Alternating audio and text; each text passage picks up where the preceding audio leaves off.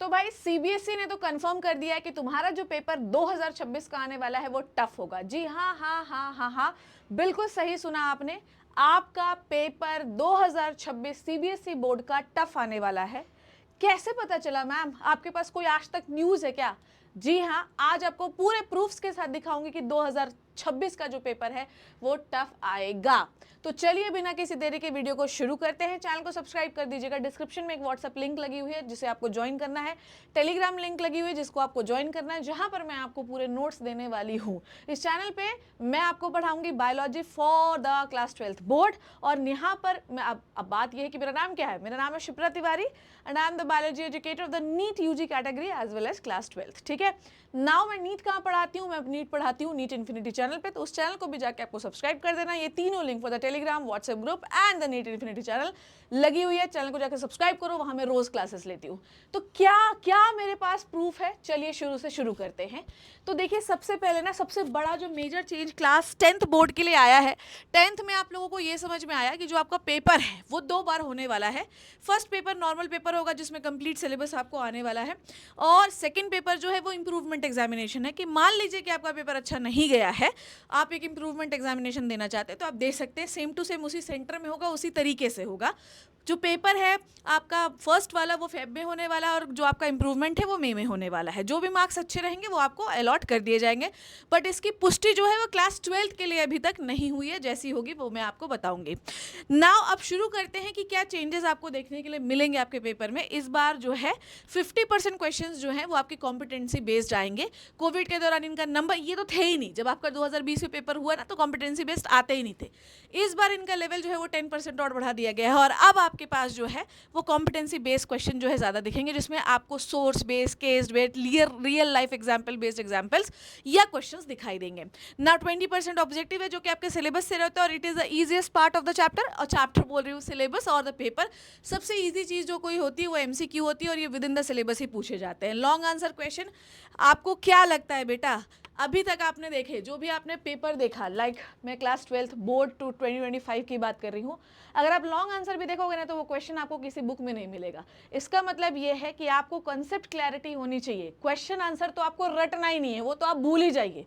ठीक है, if you are रटाफिकेशन the concept there is no need. अगर आपको कोई टीचर ने क्वेश्चन आंसर करा भी रहा है, भाड़ में जाने दो, क्योंकि क्वेश्चन आंसर की ना आप नीड ही नहीं है, क्योंकि क्वेश्चन वैसे आएंगे ही नहीं।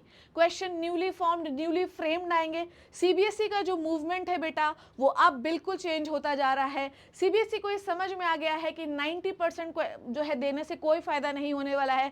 बच्चों को परसेंटेज कम मिले पर उनका दिमाग ज़्यादा खुलना चाहिए। चाहे किसी भी लेवल का एग्जामिनेशन देखिए, आप नीट का भी देखिए लेवल कैसे बढ़ते जा रहा है, वैसे ही सीबीएसई ने भी अपना लेवल बढ़ाना शुरू कर दिया है। और याद रखिएगा कि हर साल इसका लेवल 1 स्टेप इंक्रीज ही होने वाला है।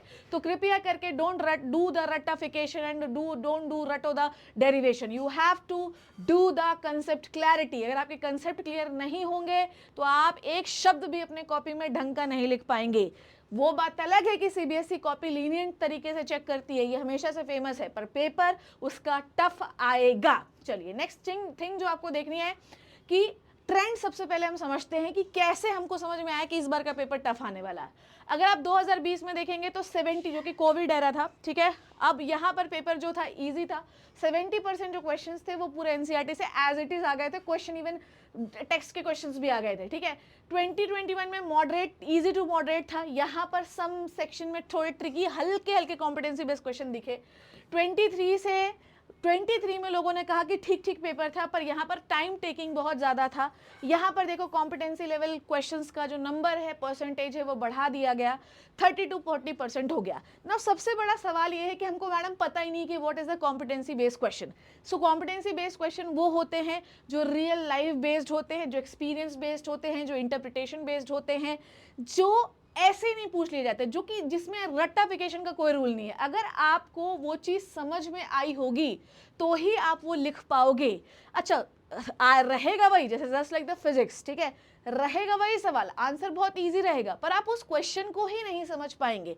तो जिस बच्चे का दिमाग अच्छे से खुलेगा वही बच्चा इस बार सीबीएसई में बढ़िया नंबर ला सकता है। और दिमाग खोलने के लिए हमें कोई वहां पे सेक्शन पंप लगा के अपने दिमाग के कचड़े को बाहर नहीं निकालना है। दिमाग खुलेगा, मोर स्टडीज, मोर मेहनत, ठीक है, मोर डेडिकेशन, ठीक है, जितना ज्यादा डेडिकेशन पढ़ाई में रहेगा उतने अच्छा आपका एग्जामिनेशन जाएगा।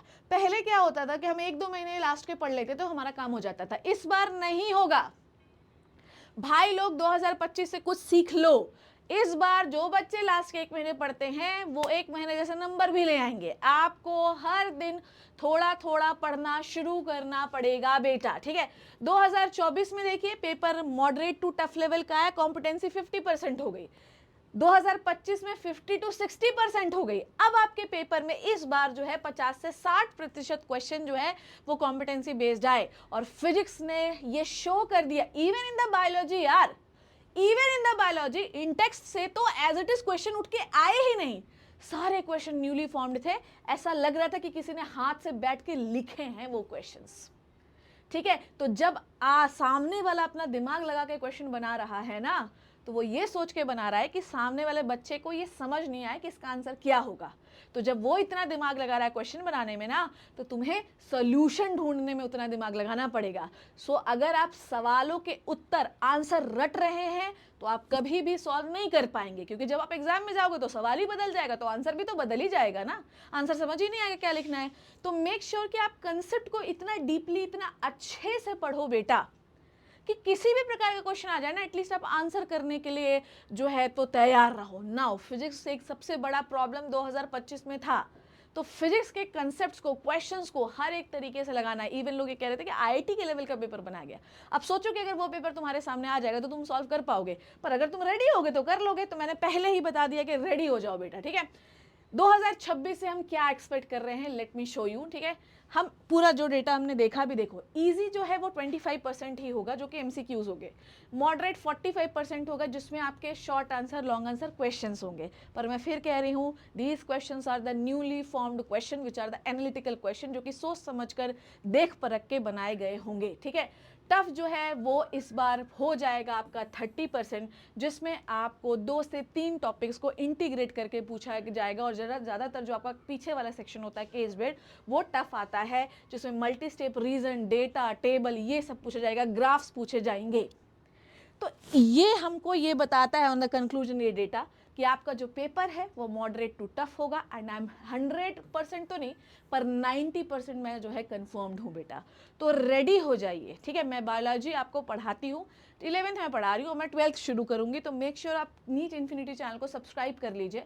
अगर आपको कोई बोलता है नीट लेवल, अब कोई लेवल बचा ही नहीं है ना, बोर्ड का पेपर उस नीट के लेवल से ज़्यादा टफ आने लगा है। तो मेक श्योर कि आपकी तैयारी जो है ना वो बहुत धुरंधर, खतरनाक, शानदार, जबरदस्त, जिंदाबाद होनी चाहिए है। And I am with you. मैं तुम्हें देखो, मैंने 12th वालों को लास्ट टाइम भी सिर्फ 1 महीने पढ़ाया था और 1 महीने में उनके शानदार नंबर आए हैं बेटा। तो अगर तुम शानदार नंबर चाहते हो तो चैनल को सब्सक्राइब कर लो, शेयर कर लो। And the conclusion is here, moderate to tough. So this is all about the paper level of the 2026 board examination. Thank you so much बच्चों, take care and bye bye.